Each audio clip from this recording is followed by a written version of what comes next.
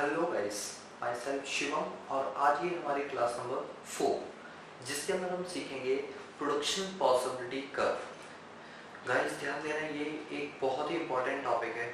जिस तरीके से हमारा पिछला टॉपिक यानी central problem of an economy important topic था, उसी तरह से प्रोडक्शन पॉसिबिलिटी कर्व भी हमारे लिए उतना ही इम्पॉर्टेंट है।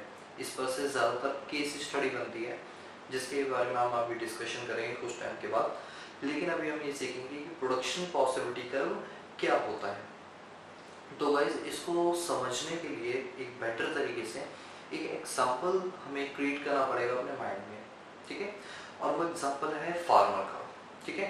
तो आप ये याद करके चलो थोड़ी देर के लिए कि आप थोड़ी देर में फार्मर बनने वाले हो, ठीक है।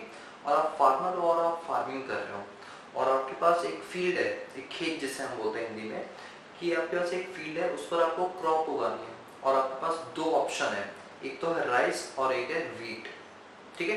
मैं एक बार बोर्ड पे ड्रॉ करता हूँ, आप थोड़ा ध्यान देना इस चीज पे कि आपके पास एक फील्ड है और इस फील्ड पे आप फार्मिंग करते हैं। अगर एक किसान होने के नाते मैं पूरे फील्ड पे सिर्फ और सिर्फ, ये ध्यान देना, सिर्फ और सिर्फ राइस उगाता हूँ, ठीक है, सिर्फ और सिर्फ राइस उगाता हूँ, वीट बिल्कुल भी नहीं उगाता हूँ। यानी पूरे खेत पे मैं सिर्फ राइस उगा रहा हूँ, वीट नहीं उगा रहा हूँ। तो एक बात बताओ, अगर मैं पूरे खेत पर राइस उगा रहा हूँ तो पहली बार में ध्यान देना, कॉम्बिनेशन ए पर अगर मैं राइस उगा रहा हूँ और वीट उगा रहा हूँ, लेकिन फिलहाल मैं क्या उगा रहा हूँ, सिर्फ राइस, तो मैंने 20 टन्स राइस के उगा लिए, 20 टन्स राइस के उगा लिए, लेकिन वीट के कोई भी टन नहीं अभी तक उगाए, यानी 0। क्लियर है। कुछ टाइम के बाद मुझे ऐसा लगता है कि क्यों ना मैं एक ही फील्ड पे राइस भी उगाऊं और वीट भी उगाऊं। मैंने थोड़ा सा प्रपोर्शन वीट के लिए निकाल लिया। ये देखिए, ये वाला जो प्रपोर्शन है ये मैंने वीट के लिए निकाल लिया। तो आप खुद बताओ, अगर मैं वीट के यूनिट्स को बढ़ाऊंगा तो मेरे पास राइस के यूनिट क्या होंगे, कम होंगे, because we have limited resources. उसी तरह से जैसे ही मैंने इसके यूनिट को बढ़ाया, 0 से 1 टन किया, वैसे ही y के यूनिट 20 से घट के क्या हो गए, 18 हो गए। फिर कुछ टाइम के बाद मैंने क्या किया, वीट और भी ज्यादा उगाया और वीट जो पहले 1 टन था इस पर मेरा हो गया 2 टन। जैसे ही 2 टन हुआ वैसे ही मेरे y के यूनिट्स यानी राइस के यूनिट्स और भी ज्यादा क्या हो गए, कम हो गए। इसके बाद मैंने क्या किया, 3 टन उगाया। जैसे ही मैंने वीट को 3 टन उगाया है वैसे ही मेरे यहाँ पर जो राइस का प्रपोर्शन है वो 15 से घटकर 11 हो गया। समझ पा रहे हैं बात। इसके बाद जैसे ही ये 4 टन हुआ, 4 टन यानी और भी ज्यादा वीट का प्रपोर्शन बढ़ाया, वैसे ही राइस का प्रपोर्शन और भी ज्यादा कम हो गया।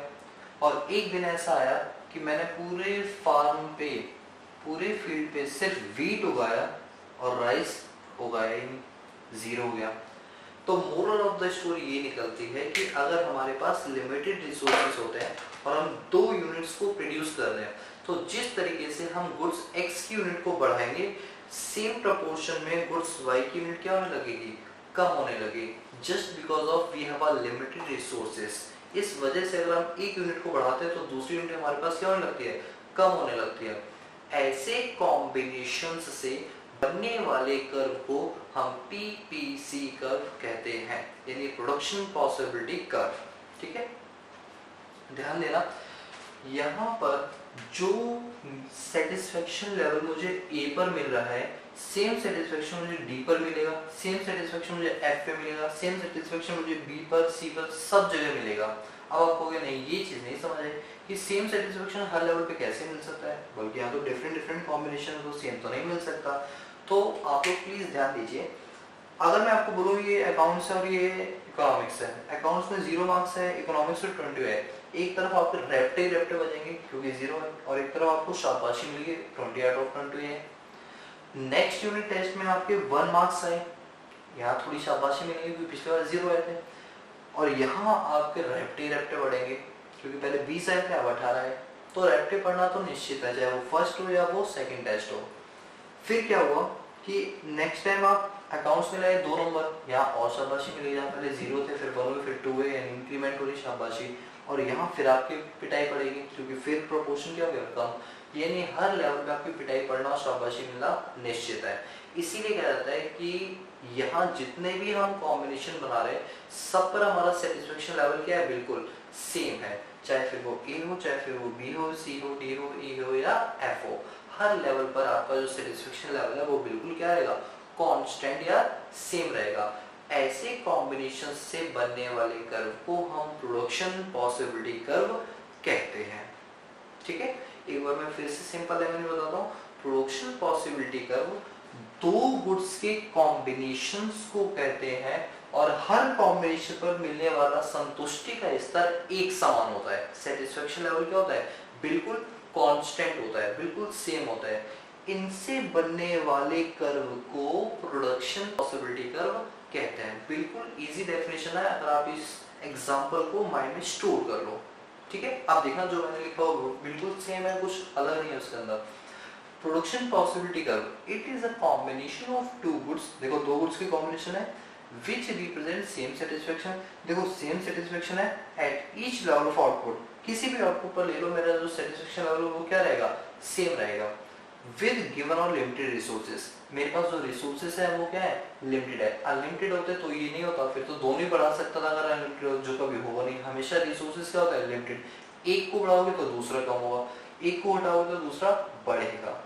ऐसे कर्व से बनने वाले कर्व को हम नाम देते हैं प्रोडक्शन पॉसिबिलिटी कर्व। और आप जानते हैं आपके एग्जाम में अगर प्रोडक्शन पॉसिबिलिटी कर्व ना लिख कर आए तो याद रखो इसके कई नाम होते हैं, जैसे transformation curve, transformation frontier curve, production possibility boundary, transformation boundary, ये इसके कई सारे नाम होते हैं। तो प्लीज आप इन चीजों को राइट डाउन कर लेना, जिससे एग्जाम में किसी भी नाम से अगर आए तो वो आपको पता हो। अब ध्यान देना, मैंने इस ग्राफ से एक कर्व बनाया है, ठीक है, और कैसे बनाया आप ये देख लीजिए। एक्स एक्सिस पे रखते हैं हमेशा गुड्स एक्स और वाई एक्सिस पर रखते हैं गुड्स वाई। सर क्या ये जरूरी है कि हम हमेशा एक्स एक्सिस पे गुड्स एक्स ही रखें और वाई एक्सिस पे गुड्स वाई रखें? नो, इट्स नॉट कंपलसरी, लेकिन बस समझना थोड़ा आसान होता है। एक्स एक्सिस पे पहला गुड्स, वाई एक्सिस पे दूसरा गुड्स, लेकिन आप ऊपर नीचे भी कर सकते हैं, इसमें कोई प्रॉब्लम नहीं होगी, कर्व में कोई दिक्कत नहीं है, कर्व वैसा का वैसा ही बनेगा। ठीक है, तो मैंने क्या किया, गुड्स एक्स क्योंकि मेरे पास 1 2 3 4 5 थी, इसलिए मैंने यहाँ भी यूनिट्स में 1 2 3 4 5 ही ली। यहाँ पर 20 18 15 11 6 0 है, तो मुझे लगा 3 का टेबल ज्यादा नियर रहेगा, तो मैंने 3 का टेबल मतलब 3 6 9 12 15 18 और 21 ले लिया। देखो 0 पे 20, गुड्स एक्स का 0 और गुड्स वाई का 20, ये रहा ए पॉइंट। इसके बाद गुड्स एक्स का 1, गुड्स वाई का 18, गुड्स एक्स का 1 ये रहा, 18 ये रहा, यानी ये है वो कर्व। फिर 2 पर 15, 2 ये है, 15 ये रहा, सी पॉइंट आ गया। 3 पर 11, 3 ये रहा और 11 ये रहा। इसके बाद 4 पे 6, गुड्स एक्स का 4, गुड्स वाई का 6, ये पॉइंट भी हो गया। 5 पे 0, 5 ये रहा, 0 तो यही है। इन सभी A B C D E F combination को मैंने कंबाइंड कर दिया और फिर जो कर्व डिराइव हुआ that is called production possibility curve. ये जो A B C D E F देख रहे हैं आप, इस कर्व को मैं मिला दूं तो बनता है मेरा प्रोडक्शन पॉसिबिलिटी कर्व। तो ये मैंने अपने पास बना लिया प्रोडक्शन पॉसिबिलिटी कर्व। अब इसकी कुछ बेसिक एजम्पशंस भी होती हैं। वो बेसिक एजम्पशन क्या होती है कि जो रिसोर्सेस हैं इकोनॉमी के अंदर वो बिल्कुल फिक्स है, मतलब ना तो वो बढ़ रहे हैं और ना ही वो कम हो रहे हैं, बिल्कुल कांस्टेंट है। मतलब मेरे पास यही फील्ड है, इसके अलावा कोई फील्ड नहीं है, ना इससे कम है ना इससे ज्यादा, जो है एग्जैक्टली बस इतना ही है। सेकंड, रिसोर्सेस आर लिमिटेड, ये तो बताने की जरूरत भी नहीं, हम क्लास 1 से यही पढ़ते आ रहे हैं कि यहाँ पर रिसोर्सेस क्या होता है, लिमिटेड होता है।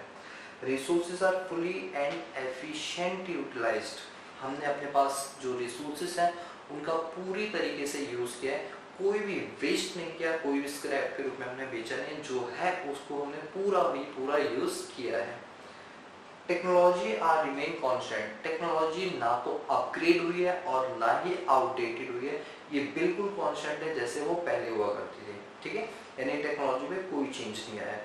ये कुछ बेसिक एजम्पशंस होती हैं पीवीसी कर्व की, ठीक है। सो गाइस ये था हमारा प्रोडक्शन पॉसिबिलिटी कर्व। अब इसी के अंदर अब मैं आपको और एडिशन दिखाता हूँ, वो क्या, ध्यान से देखना, ये जो प्रोडक्शन पॉसिबिलिटी कर्व है ये बताता है full and efficient utilization of resources, कि मैंने अपने रिसोर्सेस का फुल्ली यूटिलाइज किया है, कोई भी रिसोर्स मेरे वेस्ट नहीं गए हैं बिल्कुल भी। यानी कि जो मेरे फील्ड है, फील्ड का एक एक कोना जो है मैंने यूज किया है, कोई भी कोना या कोई भी बीच में एरिया मैंने छोड़ा नहीं है जहां मेरे पास वीट ना हुई हो या राइस ना हुई हो, हमने पूरे खेत को अच्छे से यूज किया है। That why we called full and efficient utilization of resources. यानी मेरे A B C D E F हर पॉइंट मेरे लिए क्या होगा, full and efficient utilization of resources होगा, ठीक है। अगर मान लो मैंने अपने रिसोर्सेस का पूरा यूज नहीं किया, मैंने अपने रिसोर्सेस का पूरा यूज नहीं किया और मेरा यहाँ कहीं एक पॉइंट आ गया जिसको मैं पॉइंट दे रहा हूं पॉइंट जी, ये देखिए एक मैंने पॉइंट दिया पॉइंट जी, मान लेते हैं ये है वो पॉइंट पॉइंट जी, यानी मैं अपने रिसोर्सेस का इतना यूज कर सकता था, मैंने उससे कम यूज किया। इसका मतलब क्या हुआ, अंडर यूटिलाइजेशन ऑफ रिसोर्सेस, मैंने अपने रिसोर्सेस का पूरी तरीके से यूटिलाइज नहीं किया, यानी अंडर यूटिलाइजेशन ऑफ रिसोर्सेस कहलाएगा। या फिर कहेंगे कि हमने अपने रिसोर्सेस को प्रॉपरली यूज नहीं किया, यानी कुछ ना कुछ तो वेस्ट हुआ है, इसीलिए हमारा पीपीसी सबसे पीछे की ओर बना है, ठीक है।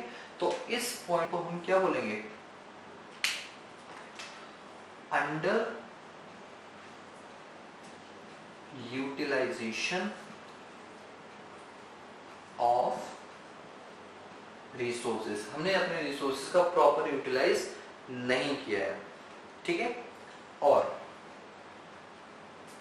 इसी को एक नाम और देते हैं, ध्यान देना यहाँ पर point A, point B, point C, point D, point E, point F और पॉइंट जी, इन्हीं पांचों A B C D E F और जी, इन पॉइंट को हम बोलते हैं attainable resources. Attainable resources, attainable resources का मतलब ये वो रिसोर्सेस हैं जो हम अटेन कर सकते हैं, क्योंकि हमारे पास इतना रिसोर्स है, इतने रिसोर्सेस तक तो हम प्रोडक्शन कर सकते हैं, उससे कम भी कर सकते हैं, लेकिन इसके बियॉन्ड हम जाके प्रोडक्शन नहीं कर सकते हैं।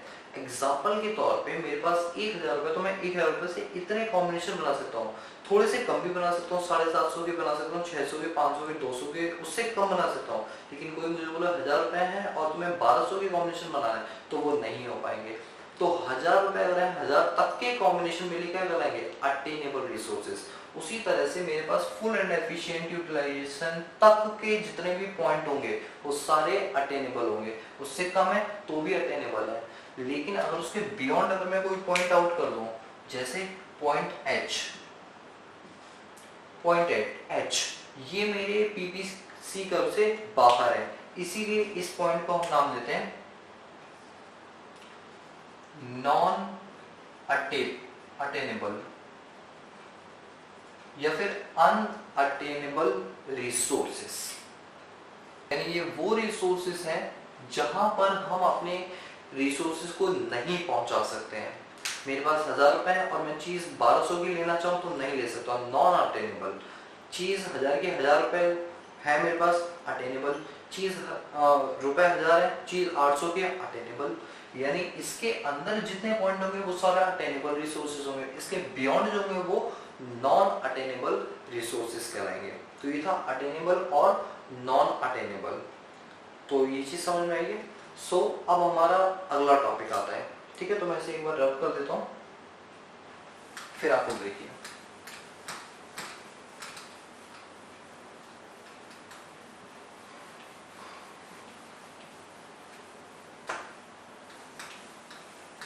अब हम पीपीसी कर्व की ही बात करें, कोई नया टॉपिक नहीं उठा रहे हैं, बस उसी के अंदर जो एक्स्ट्रा चीज है अब हम उसके बारे में डिस्कशन कर रहे हैं। जो हमारा पीपीसी कर्व है इसके अंदर क्या होता है, एक तो होती है शिफ्टिंग ऑफ पीपीसी और एक होती है rotation of PPC. Shifting of PPC और रोटेशन ऑफ पीपीसी। तो अब हमें इन दोनों के बारे में जानना है कि शिफ्टिंग और रोटेशन क्या होती है। तो क्या होता है, अगर हम एक पीपीसी कर्व बना रहे हैं, एक्स एक्सिस, जीरो एक्सिस और वाई एक्सिस। आप जानते हैं यहाँ पर आता है हमारे पास गुड्स एक्स और यहाँ पे आती है गुड्स वाई। इनसे रिलेटेड हमने एक कर्व बनाया और इस कर्व को हम नाम देते हैं full and efficient utilization of resources. This is called full and efficient utilization of resources. पूरी तरीके से हमने अच्छे से रिसोर्सेज का यूज किया है। मान लेते हैं इकोनॉमी के अंदर हमारे पास टेक्नोलॉजी बढ़ गई, रिसोर्सेज भी बढ़ जाएंगे, उससे इकोनॉमी को ग्रोथ होगी, अल्टीमेटली ग्रोथ तो होगी। तो अब हमारा जो पीपीसी कर्व है वो राइटवर्ड शिफ्ट हो जाएगा इस तरीके से, and this is called rightward shifting of PPC and this curve is called growth of resources. इसे हम अपने पास बोलते हैं ग्रोथ ऑफ रिसोर्सेज, यानी हमारे रिसोर्सेज में क्या हुई है, ग्रोथ हुई है। अगर मान लो हमारी टेक्नोलॉजी आउटडेटेड हो गई है, कोई अनएम्प्लॉयमेंट की सिचुएशन आ गई है, नेचुरल डिजास्टर आ गया जिससे रिसोर्सेज हमारे पूरी तरह से डिस्ट्रॉय हो गए, इस केस में हमारा पीपीसी कर्व लेफ्टवर्ड शिफ्ट हो जाता है। और जब लेफ्टवर्ड शिफ्ट होता है तो this is called under utilization of resources, यानी इस वाले पॉइंट को हम नाम देंगे अंडर यूटिलाइजेशन ऑफ रिसोर्सेज। तो ये हमारे पास तीन पॉइंट है जिसे हम बोलते हैं shifting of PPC curve. This is called rightward shifting and this is called leftward shifting. Okay, so now rotation of PPC curve. अब ये रोटेशन क्या होता है, रोटेशन हमारे पास दो तरीके से होता है। रोटेशन या तो सिर्फ गुड्स एक्स में होता है या रोटेशन सिर्फ गुड्स वाई में होता है, यानी हमारे जो रिसोर्सेज बढ़ रहे हैं वो या तो सिर्फ गुड्स एक्स के लिए बढ़ रहे हैं या गुड्स वाई के लिए बढ़ रहे हैं। ये हमारा एक पीपीसी कर्व है। अगर सिर्फ गुड्स एक्स में बढ़ रहे हैं तो गुड्स वाई उतना ही रहेगा, सिर्फ इंक्रीमेंट किस में आ रहा है, गुड्स एक्स में। डिक्रीज हो रहे हैं तो सिर्फ किस में हो रहे हैं, गुड्स एक्स में। इसी तरह से गुड्स वाई का देख लेते हैं। ये हमारा मेन पीपीसी कर्व है। अगर इंक्रीमेंट आ रहा है सिर्फ गुड्स वाई में तो ये देखिए राइटवर्ड शिफ्ट हो रहेगा ऊपर की ओर, और अगर गुड्स वाई में डिक्रीज हो रहा है तो ये नीचे की ओर आ जाएगा, यानी लेफ्टवर्ड, अपवर्ड और डाउनवर्ड, राइट। तो यहां तक मेरे हिसाब से आपको कोई प्रॉब्लम नहीं आएगी शिफ्टिंग और रोटेशन के अंदर। अब एक पॉइंट आता है कि जो पीपीसी कर्व होते हैं उसके फीचर्स क्या होते हैं, what are the features of PPC curve. एक बार हम जल्दी से डिस्कस कर लेते हैं फीचर्स ऑफ पीपीसी कर्व क्या होते हैं। तो हमारे पास जो फीचर्स होते हैं पीपीसी कर्व के, that is features of PPC curve. PPC curve के फीचर्स क्या क्या होते हैं। सबसे पहला डाउनवर्ड स्लोपिंग। ये क्या होता है, डाउनवर्ड स्लोपिंग होता है, नीचे की ओर स्लोप होता है। इसके बाद second concave to its origin. ये हमेशा कॉनकेव होता है अपने ओरिजिन से, कॉनकेव टू ओरिजिन। ध्यान देना पीपीसी कर्व हमेशा ओरिजिन से कॉनकेव होता है। उसका रीजन है due to increasing marginal opportunity cost. अगर आपने पीछे वो देखा होगा डायग्राम शेड्यूल, उसके अंदर एमओसी पहले 1 2 3 4 5 6 यानी एमओसी उसका बढ़ रहा है। बढ़ने के कारण जो उसका डायग्राम है वो अपवर्ड कॉनकेव होता है अपने ओरिजिन से। सो गाइस आज की वीडियो के अंदर सिर्फ इतना ही है और मिलते हैं नेक्स्ट वीडियो के अंदर। सो आज के लिए पीस आउट।